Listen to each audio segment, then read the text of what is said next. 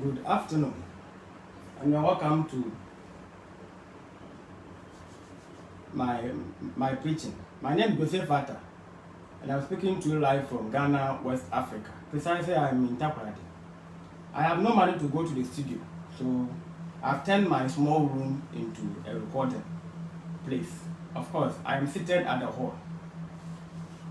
I welcome all my viewers from all over the world: USA, Dubai, Australia, Ghana, Nigeria, everywhere in the world. And I greet Brother Samuel Kobna, Brother Engineer Gawu, Brother Nab, Sister Adoris Odonko, and all those that I cannot mention. Samuel Kwechi and then Eric Kobna. I greet you so much. Thank all those who have been donating to support the program. Yes. Now, I'm recording on my own. Please, this is my third time of recording because the network is not stable. The first one I used a Tigo and then it cuts. And secondly, I was using MTN. It also cuts. The camera is opposite to me, so I don't know what is going on there. I just saw that my network has indicated red, so I have to delete and then do it again. So please, those who have been watching, I'm so sorry. It is the problem of the network, and I'm hoping that for this one, it will stay on until I complete. If it's cut again, then I will have to do it tomorrow. Yes. Nowadays, too, we have some rampant light out, so I'm also hoping that there will be no light out. So I'm sorry. Initially, I was recording in the form of selfie. So for that one, when you join, I can easily work on. But now it is opposite to me. So those who have joined and will join, thank you for joining, and I'm grateful. Please feel free to comment because you are all learning. Don't think that personally I'm attacking you. For Bible, I teach to teach myself. In case you are unaware, sometimes when I'm teaching, I rebuke myself, and I will never know until I am done and watching the video. I will see that, oh, this part was rather against me. So you don't sit down somewhere and think that I'm against you. Then it means you don't want to go to heaven. No one is perfect in this life. No one is perfect. And if you go to heaven, it is by God's grace and not that you qualify to. So having said that, you are welcome to Mining for the Truth, which refers to the process of digging to discover the undiluted doctrines of Christ. My name is Joseph Vata, and I attend Church of Christ. Please subscribe to our YouTube channel. I need 100 subscribers. Initially, they say 50. I have 57 now. I still can't go to record their live. So please, share my link. You find it in this very teaching. If you go to the point B of my objectives, you see that below it is my YouTube channel. Or same account. Click and go to About. If you go to About, you will see my channel there. You click on it and then you subscribe. You can also share to your platform for them to also subscribe. I need 100. If you go there, you see that I have already recorded what I'm going to teach now. But because I don't qualify to go live, I can only record for 15 minutes. So that one I have to rush so that it will be within the stipulated time. So please, subscribe, then I'll get more and I'll get a chance to go there live. You know, local teachings require that you take your time. Not that you have been given some stipulated time to speak. No. It is not good. Okay, so having said that, once again, you're welcome. Today is a sermon. I'm not teaching. Some find my sermon as teachings. So whichever way that you find, it is still in line with the Bible. Flee foolish thoughts. Flee foolish thoughts. In Proverbs 24, verse 9. Flee foolish thoughts. I will read and then we'll do justice to it. Flee foolish thoughts. The devising of folly is sin, and the scoffer is an abomination to mankind. Flee foolish thoughts. So my introduction. From out of the heart proceed evil thoughts, adulteries, fornications, murders, theft, covetousness, wickedness, deceit, lewdness, an evil eye, blasphemy, pride, and foolishness. All these evil things come from within and defile a man. Mark 7, verse 21 to 23. And then the same thing is seen in Mark 2:15, verse 19. So foolishness is found in these two texts. Now B, a fool is someone who refuses advice. A fool is someone who refuses advice. He improves, of course, since the person has been refusing advice, he improves to become foolish upon continuous disobedience to several advice and warnings. Excessive foolish becomes foolishness, and foolishness upon graduation becomes stupid. So ingredients of stupid, ingredients of stupid include fool, foolish, and foolishness. And stupid is a graduate fool. So when you hear that this man is a stupid person, it means the person is a graduate fool. Why are you saying graduate? If you go to university, you go to necessary semester courses. We call it course unit system. Every semester you do different course, and then the next semester you continue or you discontinue. So also we are saying that a stupid person is a graduate fool because he has gone through all the necessary courses, including fool, foolish, and foolishness. So a stupid person hates correction. This is the first indication that this man is a stupid person. A stupid person hates correction. And he is valueless. He is as useless as a filthy rag. When you hate correction, you become valueless because you do not learn any sense. And continuously, you progress to become as useless as filthy rag. A rag used to mop. I mean, dirty rag used for mopping is the essence of a stupid person.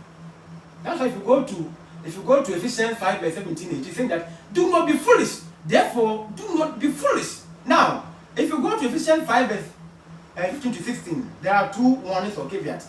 5 verse 15. Be careful how you walk as wise, not a fool. Verse 16. Redeeming the time because the days are evil. So they are all warnings. And when you continuously decide not to listen, then the verse 17a calls you to order. Therefore, do not be foolish. So it means that someone who is a foolish person has refused to pay heed to any advice or instructions. Now, what is a foolish thought? What is a foolish thought? I'll give it three definitions. One, it is a thought of visual and mental adultery. Matthew 5, verse 28. It is a thought of visual and mental adultery. But I say to you that whosoever looks at a woman to lust for her has already committed adultery with her in his heart. So foolish thought is a thought of visual and mental adultery. 2. Foolish thought is a sinful thought. Therefore, the thought of foolishness is a sin. Proverbs 24, verse 9. Foolish thought is a sinful thought. Thus, the thought of foolishness is sin.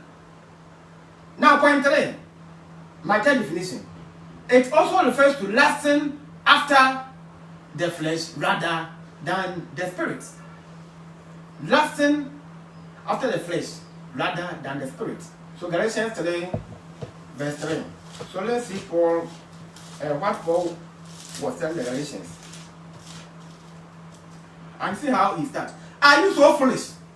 So he was questioning them. Interrogating them. Are you so foolish? Having begun in the spirit, are you now being perfected by the flesh? At times you are in a church and Christians, my own church and the other ones, sister churches. Some will want to dance. They want to justify themselves to dance. I don't know why. Because even in school, you don't go to school and do what you want. Every school has its own rules and regulations. Either you abide by it or you are sacked. So a school is meant for reformation. So also is the Bible. But you see, my fellow Christians, they want to find some excuses to justify themselves, whichever way you say. if you dance seductively and then lasciviously, as we see in the case with Salome or Salome, you die and go to hell at the end. You have no salvation. Whether it is a traditional dance, a social dance, whichever dancing, so far as it is involving lasciviousness, lewdness, I mean, to seduce people, to attract a negative attention, it is a sin, and you go to hell. And I wonder, because even in my church, we don't even play instruments, and let alone dancing. So I want to know why people will want to dance. And in case you have been advised by any doctor or any physical therapist that due to this your sickness, dance, I mean publicly, lasciviously, to overcome it, he is a fool. So you are. Not only dancing can cure this your a disease or illness. This makes him a fool. He's deceiving you. He is not God. In case you don't know, I will say, Father, whether you are a doctor or you are a nurse. And so what? And what do you mean by you are a nurse and then a doctor? What you do in there is what you call tentative. We mean trial and error. No one saves no one. No doctor can save anybody in this life. Life is given by God. You were only there as a mere practitioner. God saved them through you. So if we are able to perform an operation, if we are able to help someone to deliver, my friend, stop celebrating that it was my doing. No. In the Bible, we are aware that God used Moses to cross the Red Sea. I am not Moses himself. A servant is not above his master. So to me, I mean, to help with your medicine and then artificial intelligence that for this illness, except you dance. My friend, you are a liar. You are a liar. Not only dancing can cure this illness, that I should go and then dance publicly. I don't even know how to dance. And what I thought you gain from dancing, I want to know what you gain. You see, that's why Paul was asking them that. Are you so foolish, my friend? I'm not asking that. Are you so foolish now that you are from the world? Now you are no more in the world. Why practice worldliness? This makes you a fool, a big fat fool. Now, synopsis and objectives of the studies. Now, the learner or the reader will be able to know the segmentations between foolishness, and stupid. B, to know 6 biblical examples of foolish thoughts. So A, first and first. So you see, I was trying to warm up. So we are now going to the main body. A, segmentations of terms. 1, fool. It comes from the Hebrew word kisir, denoting stupid or silly. Proverbs 13, verse 20b, and then same Proverbs 18, verse 2. So Proverbs 13, verse 20b. But the companion of fools will suffer harm. But the companion of fools will suffer harm. You go to 18. You go to 18, verse 2. A fool takes no pleasure in understanding, but only in expressing his opinion.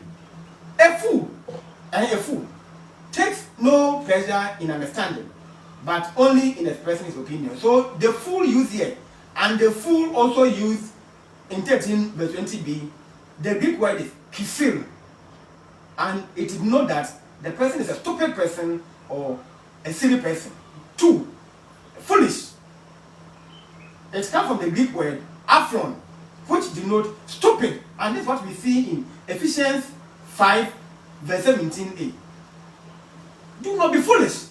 So foolishness also comes from another Greek word, anoitos, which signifies unintelligence. And this was what Paul used in Galatians 3 verse 3. Are you so foolish? Are you so unintelligent? Having transcended from flesh to spirit. Now Christianity is progression. retrogression. So why he was asking the Galatians, why do you want to retrogress? Going back to your former lifestyle. Because, my friend, it is not easier. It is not so easier to be able to migrate from the world to Christ. It is not easy. But now, by God's grace, you have been able to migrate from flesh to spirit. Why do you want to go back? So therefore he was asking them, are you so foolish? Now point 3. Foolishness. It comes from the Greek word ivlet or ivlet, denoting silliness.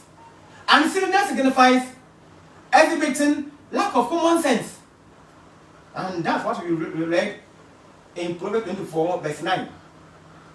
So foolishness comes from the Greek word ivlet or ivlet, if you want, denoting silliness. And silliness signifies exhibiting a lack of common sense. It means you have no brain in your tank, your head.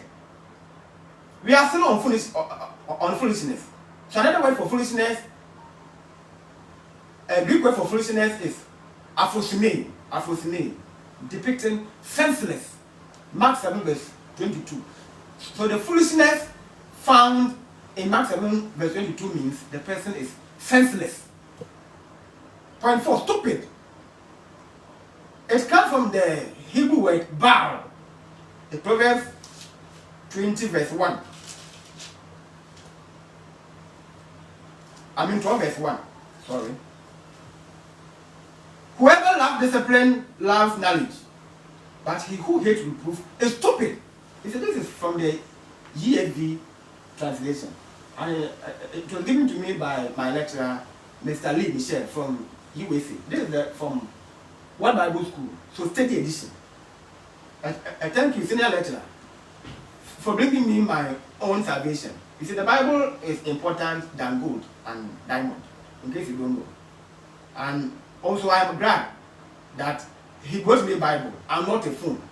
I'm not saying that phone is no good. But Bible is preferable to phone. At least it is a book of my own salvation. I repeat myself in Proverbs 12 verse 1, saying that whoever loves a discipline loves knowledge, but he who hates reproof is stupid. Please, I want to check my camera if it is still on. Okay, very good. Now it is now stable, so we continue. So as I was saying, stupid comes from the Hebrew word Baal, as I already have read Proverbs 1. So when you are stupid, it means it refers to someone who refuses advice or correction, someone who hates correction, and he lacks intelligence. If you hate reproof or reprimand, it means virtually you become unintelligent. B. 6 biblical examples of foolish thoughts. 1. David's rape of Bathsheba. 2 Samuel 11 verse 2 to 4. I'll begin from the verse 1. So 2 Samuel 11. In the spring of the year, the time when kings go out to battle. Please, here is where you have to note. When kings go out to battle, David sent Joab and his servants with him, and all Israel, and they ravaged the Ammonites and besieged Rabbah. But David remained at Jerusalem. He remained there. Verse 2. It happened late one afternoon, when David arose from his couch and was walking on the roof of the king's house, that he saw from the roof a woman bathing, and the woman was very beautiful. And David sent and inquired about the woman, and one said, is not this Bathsheba the daughter of Eliam, the wife of Uriah the Hittite? Verse 4. So David sent messengers and took her, and she came to him, and he lay with her. Then she returned to her house. This is the downfall of King David. In case you don't know the Bible. Based on this foolish choice, is his downfall. Now this is the story. Now if you trace from the first king of Israel, King Saul. Now to some point, we are all aware that King Saul and his army ran away when Goliath spoke. So this means that King Saul was always leading the army to war. But David was a lazy king. He always chose a delegate. And Joab was his nephew. So after he had raped Bathsheba, of course, he was there doing nothing. So Satan gave him work to do. If he was at the battlefield, why would he see that someone was bathing? So Satan gave him some work to do. So after he raped the woman, she became pregnant. And then he invited the husband Uriah. But God being so wonderful, when he came, you see, David thought he would have gone to sleep in his home, but he slept on the door front of King David. So in the morning, he asked, Uriah, I thought you go to your wife. And he said, my brothers are at the war front. How can I go and sleep in my home? Then David saw that he was exposed. Therefore, he gave him a letter, being his own death warrant, to be given to Joab, that Uriah be placed at the difficult side, and at the end, he died. David was a foolish king. Now, Proverbs 19, verse 3 is saying that the foolishness of a man twists his way, and his heart fled against the Lord.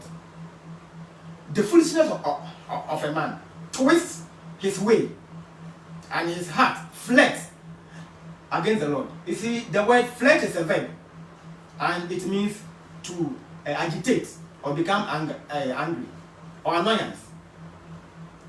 So you see his choice and where it led him.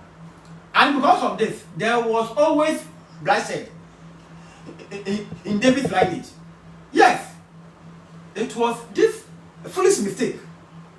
That's why God even prevented David from building the temple for him, that he has shed innocent blood. Now, point 2. Amnon's rape of Tamar. Amnon's rape of Tamar. You see, the father is a rapist. The son too is also rapist. Like father, like son. In fact, and frankly speaking, David gave birth to foolish sons. They were all fools. Absalom was a fool. Amnon was a fool. King Solomon was a fool. King Solomon's children were fools. So this shows that David lacked discipline. He didn't discipline his children well. So they all went astray. Initially, they will start good, and later either they womanize or they worship lesser gods. Amnon's rape of Tamar. 2 Samuel 12 verse 14. 12 verse 14. Is it 12? No, 13 verse 14, sorry. 13 verse 14. But he would not listen to her, and being stronger than she, he violated her and lay with her. Now I'll tell you the story before I come to the whole thing. Amnon was advised by Jonadab that pretend that you are ill, since you are in love with your sister. Then convince your father that you want only a Tamar to cook, come and serve you on your bed. Of course, their evil plan worked, and at the end, Amnon was able to rape Tamar. Now, who was Amnon? Amnon was the oldest son of King David, and his mother was called Ahinoam. Ahinom. Noam. So Ahinoam was his mother, and this woman was the second wife of King David. Now, mostly in the Bible, I don't know, but we all know that Jonadab was a friend of Amnon. Yeah, it is true. But he wasn't only a friend. Now, Jonadab was a friend and also a cousin to Amnon. So this is what you must pay attention to. So his cousin and friend was Jonadab. Who was Jonadab? He was a son of Shimea. And Shimea was David's brother. So here we are saying that David's son was Amnon and Shimea's son was Jonadab. So they were cousins and also they were friends. And of course, you see this in same 2 Samuel 13, verse 3 and 32. I will read to clarify my point. So 2 Samuel 13, verse 3. But Amnon had a friend. So here is why people always, in fact, you go to some churches and this is all what they know. You see, they don't, I'm saying that Bible should not be read as a newspaper. If you are reading, you must go deeper. Otherwise, you don't know anything. So, but Amnon had a friend whose name was Jonadab, the son of Shimea, David's brother. It is even here. And Jonadab was a crafty man. Of course, I will explain this, a crafty, here. Now go to verse 32. But Jonadab, the son of Shimea, David's brother. So our interest is that Jonadab was the son of David's brother called Shimea. So as I said, 2 cousins and also they were friends. That's why we say that his cousin and friend was Jonadab, son of Shimea, David's brother. And his half siblings were Absalom and Tamar. So we are saying that Absalom and Tamar were from same parents. But this Amnon was from a different parent. So Amnon, between Amnon and Tamar, they were half siblings. So Amnon's half sister was Tamar, and Tamar was Absalom's brother. So when he went and told Absalom that Amnon had raped her, then he said, "Oh, don't worry, but he's your own brother, so you don't worry about it." But this was a pretense. Now, the name Amnon in Hebrew means faithful. Amnon in Hebrew means faithful. Now, let's see some 4 features of Amnon. Of course, he lived opposite to his name because 1, he was a fool who found pleasure in wicked scheme. He was a fool who found pleasure in wicked scheme. Proverbs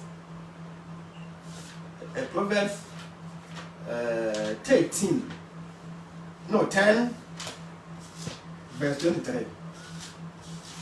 Proverbs 10, verse 23. A. I think I'll be in the A.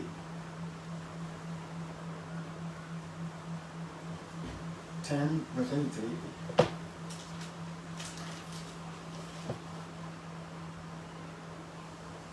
Okay.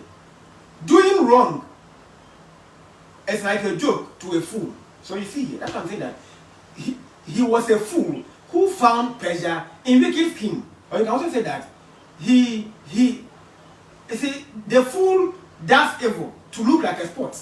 So to do evil is like a sport to the fool. When we say a sport, we mean in form of entertainment.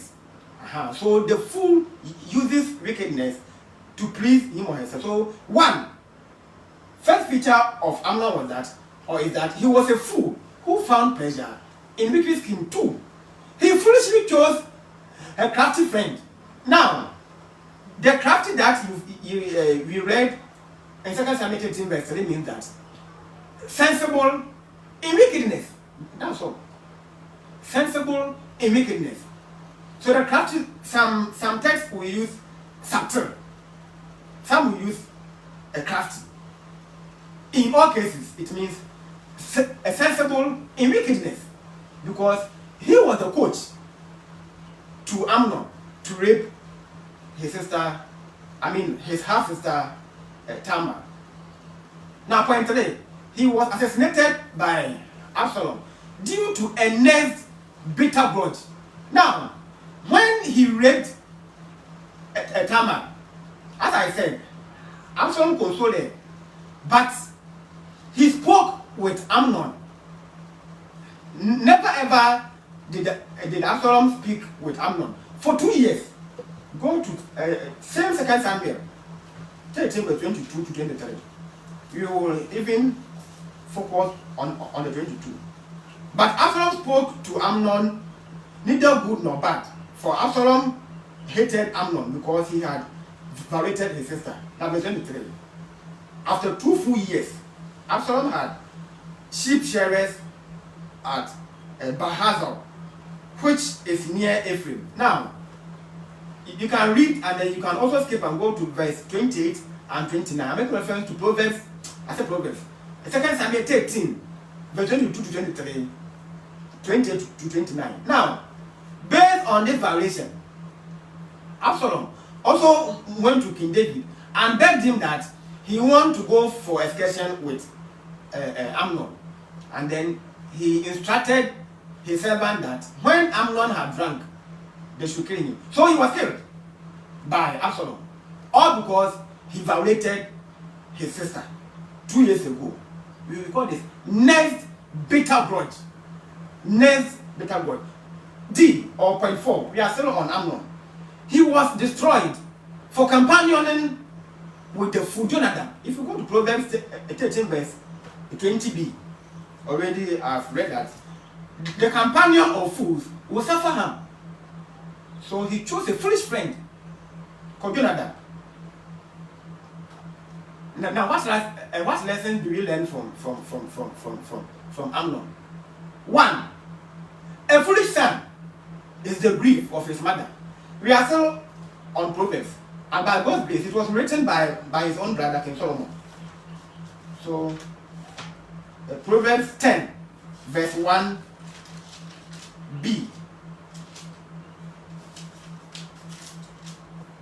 Verse 1b. A wise son. No. But a foolish son, yes. But a foolish son is a sorrow to his mother. But a foolish son is a sorrow to his mother. So the first lesson is that Amnon was a foolish son, and therefore was a grief to his mother. So once again, a foolish son is the grief of his mother. 2. We are still on Amnon. A foolish son is the ruin of his father, David. So Proverbs 19 verse 3. And you see, it is his own brother King Solomon who is trying to reprimand here. So Proverbs 19 verse 13a. A foolish son is the ruin to his father. So you see that he was a disappointment to David and then the mother. Alright, now we are on point 3 of 6 biblical examples of foolish thoughts. Now point 3, Shechem's rape of Dinah. Genesis 34 verse 2. And Jacob had 2 wives. So the first was Leah. And Leah had a daughter called Dinah. They went and settled in Canaan. I am sure that by all means the parents advised this young girl. But because of pride and arrogance, when you say arrogance, you mean someone who feels that he or she is important than the other. So in these days, the child can easily tell the mom that, oh, you have got your menopause. So you talk plenty. Your menopause has been causing the woman to speak plenty. This is an insult to her, anyway, in case you don't know. Or maybe you have grown old and your time has passed. Now we are in modern world, so the next generation is that I'm going to take over. It is still an insult, and this is the indication of someone who is proud and arrogant. And so was Dinah. So she sneaked to go and observe, to watch and see the daughters of the land. And at the end, she was raped by the prince of the land called Shechem. And this led to the massacre of the entire community by his brothers. Now, this prince claimed that he loved Dinah. So later, he went to Jacob with the father And Jacob said that unless his two sons returned from the field. When they came, they played a trick that before he married the sister, he and all the men must be circumcised. And you see, after circumcision, the 3 days is when the sore becomes so painful. So they went with catarasis and they butchered them all. They even seized their own properties. The end is that Jacob had to flee from Canaan because he thought that the neighboring servants may come and then war with him. The prince here was a foolish prince, because if you love someone, why the rape? Now, point 4, adultery or unlawful relationship. Go to Mark 6, verse 17 to 18. Same thing is found in Matthew 14, verse 3 and 4. Now, this is a story of Herod the Tetrarch, Herodias. Now, this Herod has a brother called Philip, and the wife of Philip was Herodias, and King Herod the Tetrarch was in an illicit relationship with this woman. So John had to be rebuking them. So therefore, John was put in a dungeon. Please, John was not put in prison. John wasn't in prison. He was in dungeon. He was more or less like a tomb down there, underground. That's why when he spoke, it becomes so hard for you to hear.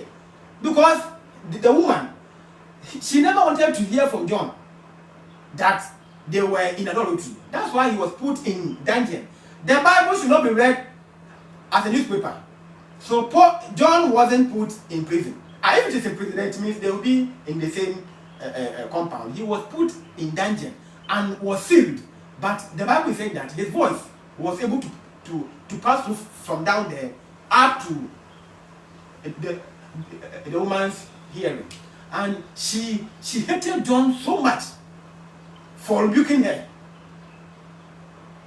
Why was the king foolish? Because you are a king and you have everything. Why in adultery? Why in adultery with your brother's wife? Now, point 5, prostitution. Judges 16, verse 1. Now, Samson was created precisely to judge and fight, to redeem the Israelites from Philistines.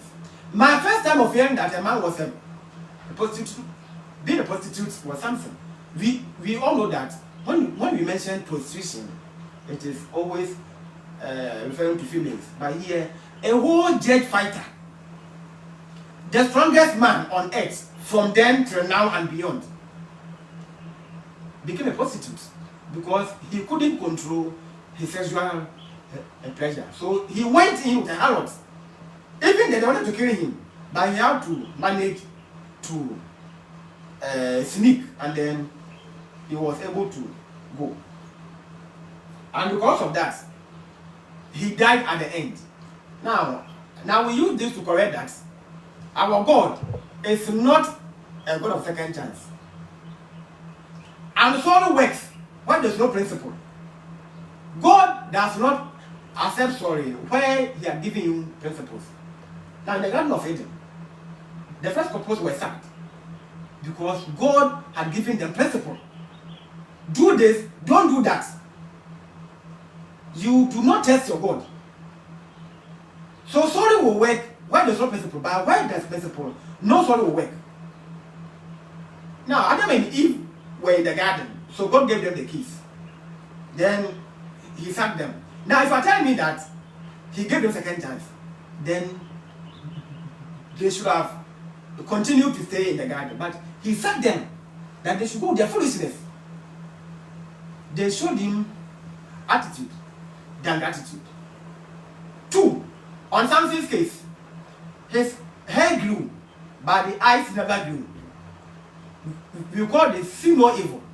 It was his eyes that entrapped him into humanizing. So therefore, your eyes will be given to you again. So God didn't even give a second chance. That's why he died at the end. God created him. Why didn't he extend his lifespan? Because he broke a bond. He turned his strength for humanizing. So see no evil again. So don't say that our God is a God of second chance. Only when there is no rules and regulations. Now Moses, he committed just one sin. Only one disobedience. Only one. From Egypt to Mount Nebo. Of course, that's where he died. You call it Mount Nebo. N-E-B-O. What did he do? He was to point to the rock, being Jesus Christ, and then he struck twice. This is what I know that Moses did in his lifetime. He wasn't given the opportunity to reach Canaan. So Saul works when there's no principle. God is not a God of second chance. So be careful. Therefore, Samson died due to his foolishness. Now, point 6. Fornication. Fornication. We have adultery, womanizing, manizing. Impregnating a girl before marriage. And the girl being also becoming pregnant before marriage. Now, 1 Corinthians 6 verse 18 to 19 is saying that free fornication. Whoever commits fornication sins inside the body. And the body belongs to God in some way.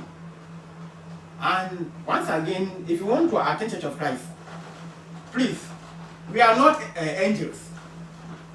As I'm here, don't see me as someone who is righteous. I may not even go to heaven. To go to heaven is by God's consideration. And the sins that you think might not occur in the church are rather occurring in the churches and churches of Christ. Some are singing, using choristers, some are playing instruments, some are doing fundraising, some have been singing to the microphone. I mean, the members have been speaking to the microphones. Even in singing in my church, the MC gives the tune and he sings outside the mic. I mean the microphone. Because we are all singing. So to give the tune that we all hear, those at the back will hear. But when we are singing, the MC must not sing from the microphone unless the members are few. We are all to sing. Go in there and see what they have been doing. I mean, different churches. Go in there and you see what they're doing. Some even give collection and multi-runs. So first, second, and third. I mean, you see a whole lot. In the olden days, we thought that it was in the world that a girl becomes pregnant before marriage. So, I mean, if you go there, the boys have been impregnating the girls. This is in now the Church of Christ. When you go there, those who are going to get married are pregnant already. I mean, the girl is pregnant already before the wedding. So it's that they are in a rush. And so therefore, if you are not vigilant enough, you will end up that after the wedding, before you see that this girl was pregnant. Meanwhile, they were aware. And later, foolishly, they come out to confess. To who? Whom are you confessing to? Whom? This makes you a practical hypocrite. You know and you knew that what you are doing was and is wrong. Then you have done it. Some will even go on for that to both, that I have to test if she can give birth or not. Fine. So you knew that in your own plans, I must impregnate to test if she can give birth. Why did you come there to confess? What a confession?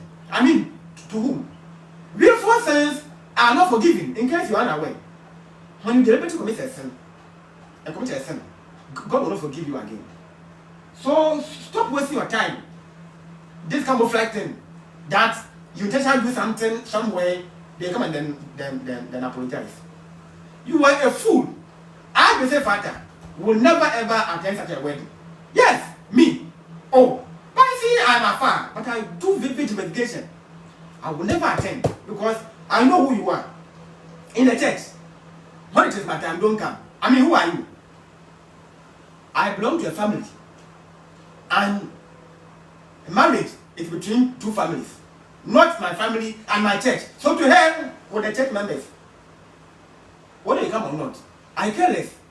In the olden days, no pastor was there before marriage. In fact, my own parents, my mom never wore, or she's not wearing a ring. My dad I didn't see him wearing a ring.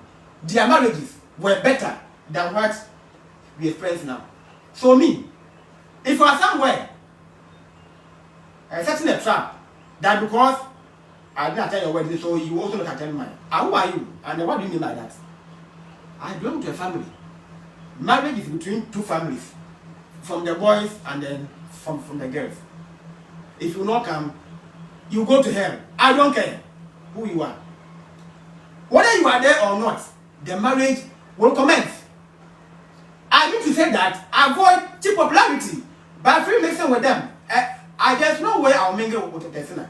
Whether you are in my church, I don't care who you are, because I am there to go to heaven. You will not be there being a womanizer or manizer, and then I will defend you. I won't even greet you, because you are a sinner. I mean, deliberate sinner who is in the church, and then the world is able to blaspheme or condemn that. Why is it that this church is saying this, but when you go in there, the members are doing this? I'm going to punish you, even for what you have done. So therefore, we are saying that sex after marriage, Hebrews 13 verse 4, sex after marriage. And why are they doing this? Because they have ceased listening to instruction. And once you have ceased from instruction, you will go astray from the ways of knowledge. The Proverbs 19 verse 27. Cease listening to instruction, my son, and you will stray from the words of knowledge.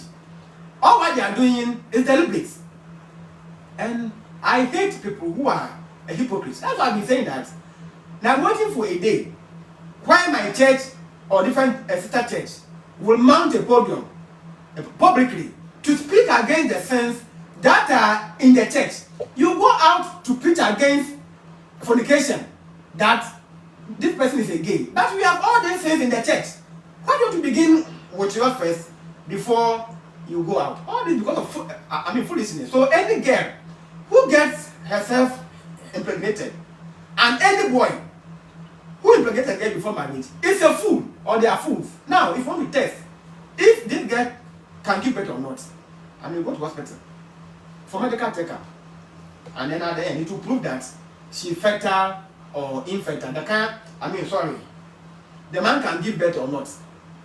And even that, when you are told that the woman can give birth, you still have the right to still marry her. The doctor is not God. He does trial and error. The creator is above the creature. I know a man who, when he was going to marry, they went for medical checkup and they said that they can't give birth. He went ahead and then married the woman. Now they have a son. The doctor is not God. I'm to help with his medicine and then participate. And no one saves no one. No doctor can save any soul in this life. So if you are a nurse or you are a doctor and you are able to help someone to deliver, don't say it is by your might. It was God who did it through you. God crossed the Red Sea with the Israelites using Moses. I'm not Moses himself. Of course, when Moses died at Mountain Nebo, God chose Joshua to lead them. So, supposing that it was only Moses who was leading them, why is it that a voice said that, but because he would die the next day? This shows you that Jesus Christ was inside Moses and was using him to accomplish his mission. So the doctor is not a savior. During COVID-19, they died a lot. Not even Africa. We make reference to the white who claim that they are God. And some doctors, they died from the COVID-19. They even took the vaccine and still they died. A doctor is not a savior. So you don't qualify to tell me that my wife can't give birth. And so what? The reasons of marriage isn't always about procreation. And those who marry with the first idea that I must give birth, so when I grow old, my son will bury me, or I can be sending him or her on an errand. You are a big fat fool. we have some people who are giving birth and now they can't find their own children. They are being fed, they are being cared for by someone, by those that they helped. If you plan your own timetable for God, then Satan will intervene. You should let God to lead you than you being wise in your own eyes. So here we are saying that the reason for marriage is not always about childbirth. Remember, when David raped Bathsheba, God killed the child by saving David's life. The first pregnancy between the rape, God killed the child, and it was the foolishness of David when he went ahead to marry Bathsheba. Was when they gave birth to King Solomon. Of course, he even became, a more stupid squid than his father David. So you see, evil begat evil, or evil will give birth to evil. A sin will give birth to evil or sin. So mostly the men who cheat on their wives to give birth, or the men who will impregnate before they marry, I promise you that if you're not careful, this child grows to become so stupid, worse than you are, or he grows and then will imitate your footsteps. So in future you have become an elder. Maybe you are in the church, so now you have grown and you think that your sins have been washed. We will remember it. And when they are about to elect you as a deacon, as an elder, as a preacher, as a committee member, then your this a stupid son will also go and impregnate someone's daughter, or your daughter, in which was through adultery, will also be impregnated by someone, and he or she becomes an obstacle to progress in the Christian life. Yes, I promise you that. Once again, the pregnancy from the rape between David and Bathsheba, the child was killed by God. So be careful. So conclusion, we say that one, he who sows to the flesh will of the flesh reap corruption. Galatians 6 verse 8a.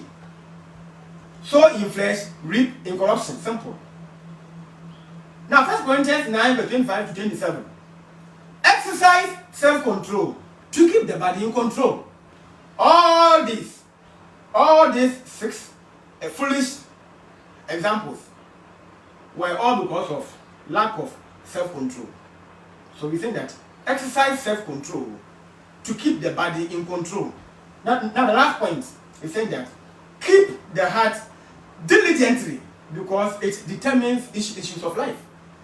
Keep the heart diligently because it determines issues of life. Proverbs 4 verse 23. So having said this, I bring my sermon to an end. Flee foolish thoughts in Proverbs 24 verse 9. Next week can be a sermon. What are you doing here? Or teachings, pride, or maybe a why worry. So next week can be, God's willing, if we are all alive, can be a sermon or teaching. Of course, I'll let you in the beginning whether it is a teaching or sermon. But I may preach on what are you doing here. It is a sermon that I also want to preach. So having said that, thank you for your time. My name is Joseph Vata. If you want to donate, my number is 0248 02 6557. Please, once again, subscribe to my YouTube channel. Until then, see you again. Bye bye.